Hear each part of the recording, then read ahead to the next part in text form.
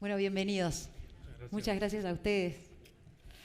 Bueno, Marcelo nos dejó picando un poco el tema, ¿no? Nos deja abierto. Agustín hace así, me dice que sí. Sí, la dejó bien.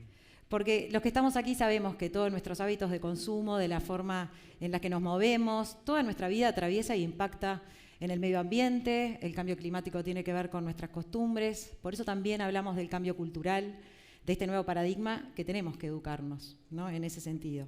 Y desde los diferentes roles que nosotros tenemos en nuestra sociedad y nuestras actividades podemos hacer la diferencia y generar ese impacto. Agustín, empecemos contigo, porque bueno, lo importante es medir, Sí. de saber cómo impactamos, y eso tiene, para podernos certificar, un proceso. Y Uruguay, hoy, ¿qué papel está jugando internacionalmente sobre el cambio climático? Bueno, buenos días a todos, gracias por la invitación. Uruguay es un país que no impacta demasiado en las emisiones globales de gases de efecto invernadero. Creo que es como el 0,4% de las emisiones totales.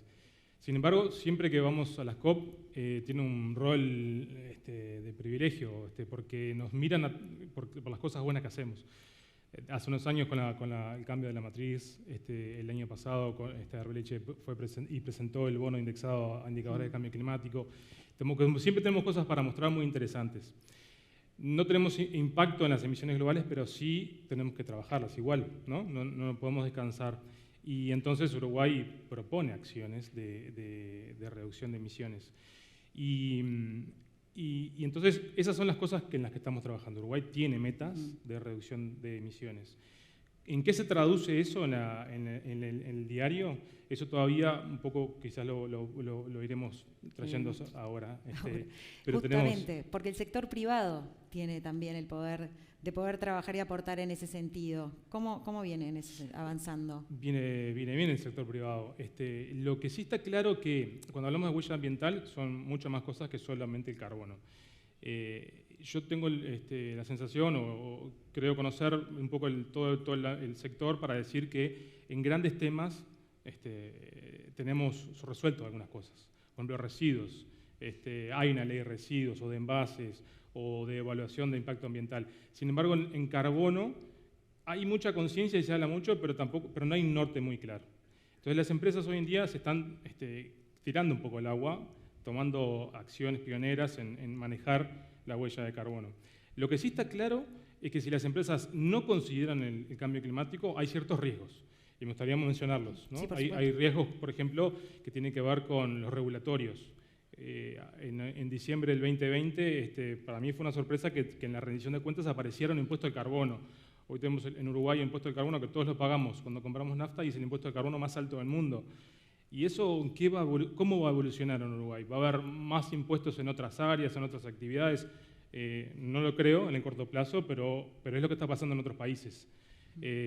Como decíamos, en el Acuerdo de París hay metas establecidas por Uruguay y en algún momento se van a traducir en que tenemos que hacer Mariela, algo. justamente, hay metas. El Acuerdo de París lo pone clarísimo que en el 2050 tenemos que estar en net zero. Sin embargo, la ciencia ya nos adelanta que para el 2030 deberíamos de haber reducido un 45% de descarbonización para poder llegar a ese objetivo. Tal cual. ¿Qué estamos haciendo en ese camino? ¿Cuáles son las estrategias de descarbonización? ¿Qué que no estamos haciendo? De las dos cosas. Sí, decí todo. A ver, y Agustín hablaba del tema macro, pero claramente después tenemos que hablar de lo micro y es lo que estamos, o sea, por lo menos lo que nosotros tenemos responsabilidad, y tenemos responsabilidad desde la actuación de las empresas a la actuación personal. Entonces, primero es bien importante el tema ese de net cero. A veces hablamos medio trivial del tema net cero, ¿no? Ni siquiera tenemos claro qué significa a veces y a qué nos estamos comprometiendo. Cuando uno habla de net cero no es lo mismo decir net cero, capaz que Agustín es mucho más experto que yo, en scope 1 de emisiones. Que el scope 1 es solamente lo que nosotros podemos controlar en nuestro ámbito de actuación en la empresa en su conjunto chiquito. Pero si decimos net cero, nivel 3, estamos hablando de que tenemos que actuar en toda nuestra cadena de valor. Y ahí es enorme la diferencia, realmente es enorme la diferencia. Entonces las empresas, primero que nada, pensemos bien a qué estamos comprometiéndonos y a qué nos podemos comprometer y midamos en qué impactos podemos trabajar realmente. Claramente los negocios son hiper diferentes, las estrategias de descarbonización dependen absolutamente del negocio y de la industria. No es lo mismo para una empresa de servicio que para el agro, que para una petroquímica, que para un laboratorio. No tiene nada que ver. Con lo cual, hoy creo que Marcelo decía, primero midámonos, midamos en qué estamos impactando y realmente qué es lo que podemos reducir. Mariela, ¿y hoy las empresas de distintos rubros tienen acceso a esa herramienta de medición? Sí, claramente. Obviamente el nivel 1 y nivel 2 es muy fácil medirlo, hoy es muy fácil. El nivel 3 es más complejo, porque implica, insisto, actuación de nuestros proveedores, actuación de nuestros clientes, actuación de nuestros empleados. Ahí hay toda una metodologías que son complejas. Pero bueno, en las que sí podemos, sabemos perfectamente qué tenemos que hacer. Y a veces no son cosas tan sofisticadas, ¿sí? O sea, le voy a hacer un ejemplo muy burdo, muy simple. Deloitte es una empresa de servicios. El mayor impacto que tenemos es viajes. Yo no tengo incidencia en las compañías aéreas, no tengo. Las compañías aéreas están trabajando muchísimo, están trabajando con cambiar su combustible, etcétera, etcétera, pero yo no tengo. Pero sí que tengo. Mi política de descarbonización más simple es política de viaje restrictiva. Y ahora con el HyFlex y con el Zoom, exacto, se solucionan un montón. No, viajamos lo menos posible, viajamos no solamente con un criterio económico, sino con un criterio ambiental. Entonces, a veces eso hay que pensar, ¿no? Decir, bueno, en cada negocio, ¿qué puedo maniobrar? Y por lo menos en el estado de la ciencia actual y en el estado de la tecnología actual. Si están hablando de, no sé, transporte, para nosotros capaz que es un tema importante, combustible, hidrógeno. Bueno, pero van a faltar 5 o 10 años como todavía para actuarlo. Entonces, antes tenemos que hacer otras cosas. Actuamos en consecuencia. Y bueno, en ese sentido entra Jaime, que encontré un ejemplo maravilloso, que viene enrabado con lo que hablábamos con Mariela, de la descarbonización. Capital Oriental, con el objetivo de descarbonizar edificios, se reunió juntamente, en conjunto con UTE y con el MIEM, colocando bombas de calor en vez de las calderas que queman combustible fósil. Esto es un proyecto, es una oportunidad desde el sector privado, trabajando en conjunto con una empresa, con un ente del Estado como es UTE. ¿Hay entonces oportunidades, Jaime, de negocios y de inversiones sustentables? Sí, hay muchas y hay muchas en Uruguay. Capital Oriental nació porque entendimos que Uruguay era una plataforma, y como lo dijo bien Agustín, un lugar donde uno puede mostrar factores muy positivos desde el punto de vista de los ESG, los criterios ESG. O sea, de partida tenemos un país que es una democracia plena, que tiene buena gobernanza, que cuando decimos la huella de carbono es tal, la gente nos cree porque es un país institucionalmente serio. Entonces, ese ejemplo que tú dijiste es un ejemplo bueno de una inversión en Uruguay para bajar la huella de carbono en Uruguay con inversores uruguayos. 600 edificios. Ese es el objetivo, ojalá lleguemos Es el objetivo. Es el Yo pongo objetivo. los números, ¿viste? Porque los números es como... ¿no? Sí, ¿Cómo fue la iniciativa? Porque No, eso también es interesante de saber, si viene del sector privado, si... No, ahí la iniciativa fue de un proveedor de bombas de calor, obviamente, que quería vender. Entonces, pero está bien. digamos que nos dimos cuenta de que el ahorro para el edificio era sideral. O sea, estamos hablando de 2/3 de la cuenta de fuel oil versus la cuenta de energía eléctrica. Lo que había que hacer era financiar la compra de la bomba de calor, que no es menor, $80.000 más o menos por cada edificio. Imagínense en una asamblea de propietarios ponerse de acuerdo para poner $80.000, imagínate para...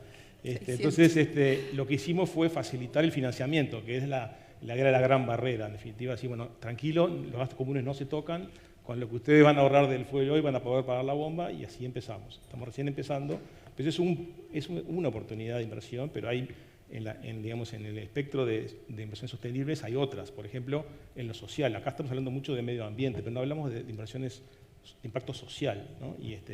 Y es muy sabido, por ejemplo, el déficit que hay en mano de obra en tecnología. Todos sabemos de que hay muchísima demanda de profesionales y poca oferta, o oferta que viene muy lenta. Entonces aparecieron estas academias de software que te enseñan rápido a programar, ¿no? Entonces, perfecto, agarran a cualquiera y dicen, te enseño a programar, salís trabajando, ¿no? Porque básicamente es así. Ahora capaz que no tanto porque echaron a muchos de Google y Facebook, pero en definitiva la posibilidad es que yo puedo transformar a una persona que no tenía ninguna formación en alguien empleable en la industria a $2.000, $3.000 por mes. ¡Wow! Eso es una cosa importante. Entonces, ¿qué hicimos? Las academias de software les dicen, vos venís a estudiar, yo te enseño, no me pagues nada, y cuando tengas un trabajo, ahí me pagas. Perfecto. Y ahí, para un financista, es como ver un flujo de ingresos de esa persona para adelante, que en definitiva lo que hacemos es le compramos ese crédito a la academia, y entonces la academia agarra capital para poder seguir ofreciendo ese mecanismo de financiación. Con lo cual estamos teniendo un impacto social en generar más capacidades, más escala a las academias de software para que puedan enseñarle a todos los que quieran, que el dinero no sea un limitante. En definitiva, eso está bueno, y sepan que Jaime está aquí, repartí tarjetas. Sí, sí. Porque Son la inversiones para poder ejecutar hay que invertir. En Uruguay por uruguayos y pesos uruguayos. Perfecto. Bueno, Agustín, ya que te tenemos aquí como experto de medición, para muchos es justamente eso, ¿no? En caso de productores rurales, lo hablábamos recién con Marcelo, que es un área enorme, el 75%, si tenemos, nosotros emitimos, en el concierto de naciones jugamos con un 0,4%, el 75% viene del agro. Exacto. Y allí es donde Climate está bastante... Sí, estamos trabajando en muchas iniciativas y empiezo quizás... me dio buen pie Jaime porque el mundo del carbono es un apalancador de proyectos. Nosotros en Climate asesoramos a empresas analizando sus riesgos relacionados al cambio climático, proponemos oportunidades. Esas oportunidades pueden ser de diferentes tipos, hablar de electromovilidad, que ya se estuvo hablando esta mañana, o de plantaciones forestales, o de producción de carbono activado en base a residuos, valorizar residuos. Esas actividades pueden generar un crédito de carbono, que el crédito de carbono se comercializa en el mercado de carbono y por lo tanto genera ¿En Uruguay hay mercado para comprar crédito de carbono? Se puede comprar crédito, hay proyectos que han generado créditos de carbono, cualquier empresa uruguaya o persona puede comprar créditos de carbono, pero se vende mucho para afuera, los exportamos mucho. Los compradores generalmente están en Europa y Estados Unidos. El Estado uruguayo, por ejemplo, a través del Ministerio de Ganadería, ¿no le interesaría comprar, por ejemplo? El asunto es que estos proyectos están en un mercado de carbono que se llama voluntario, y dentro del Acuerdo de París se está generando otro mercado. Entonces, en algún momento sí va a haber un diálogo entre gobiernos y privados. Van a haber un conflicto de intereses. Tratamos que no haya un conflicto, sino que se converse. No, porque la lógica es Uruguay natural porque tiene este balance también que viene de ese lado de los productores. Ahora, si nosotros vendemos como productores el crédito...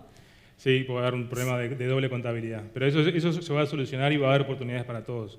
Pero entonces el mercado de carbono está tan ávido de créditos que no solamente nosotros desarrollamos el proyecto y en el año 2 del proyecto generamos el crédito para venderlo.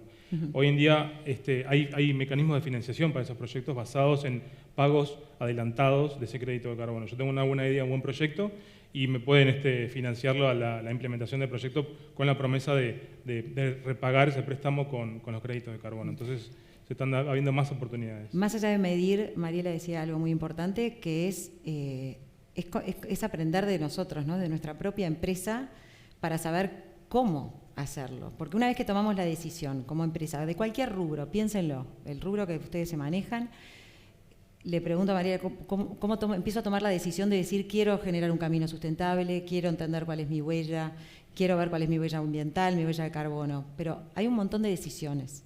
Y ahí está tu área de expertise. Sí, claro. A ver, sí, hablamos obviamente de entendernos, de medirnos, pero claramente después hay que pensar qué hoja de ruta vamos a hacer realmente para introducir las políticas de descarbonización, las inversiones de descarbonización que tenemos que hacer. Hay muchas que son muy complejas y son a muy largo aliento, a muy largo plazo. Hoy creo que estaban hablando, capaz que implica cambiar toda la forma de abastecimiento energético de una planta. Es una inversión enorme. No es que estamos hablando de la política de viajes, como decía hoy, restrictiva. Entonces, claramente el tema del análisis de los aspectos materiales que tenés que mejorar, de los temas que tenés que poner en esa hoja de ruta, de los plazos, de cómo conectás con el financiamiento. ¿Sí? Hay financiamiento local, pero a veces para algunas cosas no hay financiamiento local. Hay financiamiento en mercados voluntarios.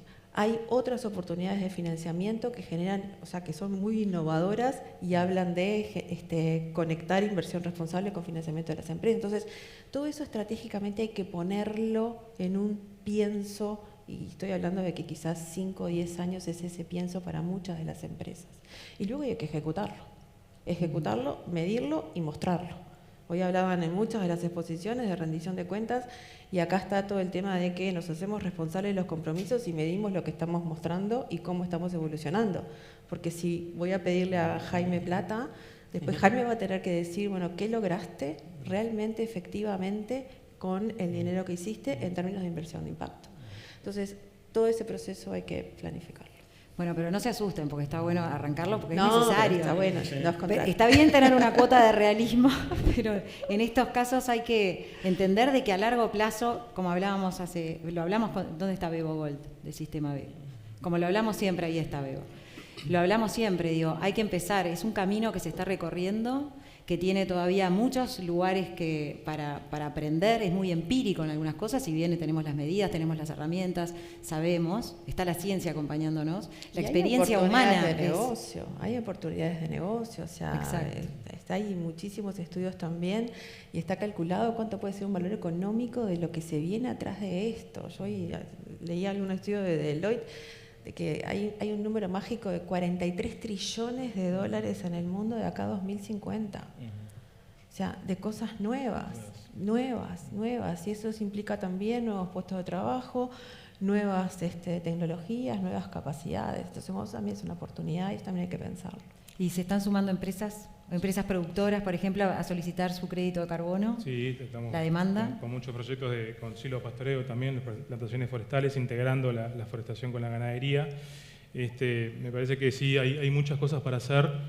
Lo bueno es empezar por algo, ¿no? Porque la idea de huella de carbono es medirse para gestionar, saber cuál es nuestro impacto y sobre ese impacto tener conocimiento de dónde podemos mejorar y descubrir oportunidades. Eso me parece un poco lo que tratamos de hacer en nuestra consultora y con muchas empresas uruguayas y también internacionales, extranjeras, haciendo cosas. Jaime, ¿capitales orientales o hay capitales extranjeros también interesados en invertir Casi en Uruguay? todos orientales, de la República Oriental. Hay mucha plata en Uruguay. Hay 8.000 millones de dólares de uruguayos invertidos afuera, en la bolsa, y a veces se pegan unas piñas interesantes en la bolsa, con lo cual tenemos que lograr atraer a ese inversor uruguayo a invertir en su país.